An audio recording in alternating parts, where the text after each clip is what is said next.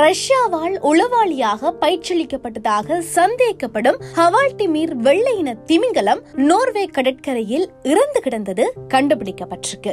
இது எப்படி உயிரிழந்தது என்பது குறித்து இதுவரை தெளிவாக தெரியவில்லை. மீனவர்களுடன் மிகவும் நட்பாக பழகும் இந்த திமிங்கலம் திடீரென உயிரிழந்தது அந்த பகுதியில பரபரப்பை கிளப்பியிருக்கு. ரஷ்யா பொதுவாகவே எல்லை கடந்து உளவு பார்ப்பதை வாடிக்கையா கொண்டிருக்கு. அப்படித்தான் கடந்த 5 ஆண்டுகளுக்கு முன்பு நோர்வே அருகே ரஷ்யா உளவு பார்க்க அனுப்பிய திமிங்கலம் ஒன்று சிக்கியது. அதாவது கடந்த 2019ஆம் ஆண்டு உலகெங்கும் பேசும் பொருளான பெலுக்கா வகை திமிங்கலம் தான் ஹவால்டிமீர். 14 அடி நீளமும் 1224 கிலோ எடையும் கொண்ட இந்த திமிங்கலத்தை பலரும் ரஷ்யாவின் உளவாளி என்றே அழைக்கிறார்கள். மீனவர்களுடன் எப்போதும் நட்பாக பழகும் இந்த திமிங்கலம் திடீரென இப்போது உயிரிழந்த நிலையில கண்டெடுக்கப்பட்டது பெரும் பரபரப்பை கிளப்பியிருக்கு. இந்த திமிங்கலம் எப்படி உயிரிழந்தது, இதற்கு என்ன ஆனது என்பது குறித்த தகவல்கள் இப்போது வரை தெளிவாக வெளிவரவில்லை. கடந்த 2019 இந்த திமிங்கலம் கடல்ல மீனவர்கள் அதிகம் இருக்கும் இடத்துக்கு சென்றிருக்கு. அந்த திமிங்கலத்துல கேமராவுடன் கூடிய சில கருவிகள் அப்போது பொருத்தப்பட்டிருந்திருக்கு. மேலும் அந்த கருவிகள்ல ரஷ்யாவில் உள்ள செயின்ட் பீட்டர்ஸ்பர்க் சிட்டி என்ற பெயர் பொறிக்கப்பட்டிருந்திருக்கு.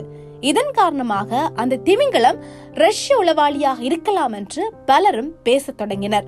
அதே நேரம் அந்த திமிங்கலம் உளவாளிதானா என்பது யாருக்குமே தெரியாது. எதிர்பாராத விதமாக அந்த திமிங்கலத்தின் உடல்ல இந்த கருவிகள் சிக்கி இருக்கலாம் என்று சிலர் கூறினர். ஆனா இப்படி எதிர்பாராத விதமாக இது போல வேறு நாடுகளுக்கு இப்படி கருவிகள் சென்றால் அது குறித்து சம்பந்தப்பட்ட நாடு விளக்கமளிக்கும் அல்லது உரிமை கோரும்.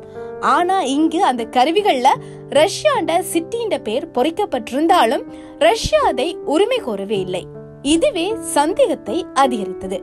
மேலும் பொதுவாக இந்த பெலுக்கா வகை திமிங்கலங்கள் மக்கள் நடமாட்டமே இல்லாத கடற்கரைகளில் உள்ள குளிர்ச்சியான நீர்ல தான் வசிக்குமா. இவை மனிதர்களை கண்டாலே தெரித்து ஓடும். ஆனா இந்த பெலுக்கா திமிங்கலம் மனிதர்களுடன் மிக சகஜமாகவே இருந்திருக்கு. ஏதோ சிறு வயதுல இருந்தே மனிதர்களோட இருந்தது போலவே மீனவர்களுடன் நெருக்கமா இருந்திருக்கு. ரஷ்ய உளவாளின்னு சொல்ல இதுவும் ஒரு முக்கிய காரணமா கருதப்படுது. இதனால நோர்வே அரசு இது குறித்த எச்சரிக்கையை கூட வெளியிட்டது.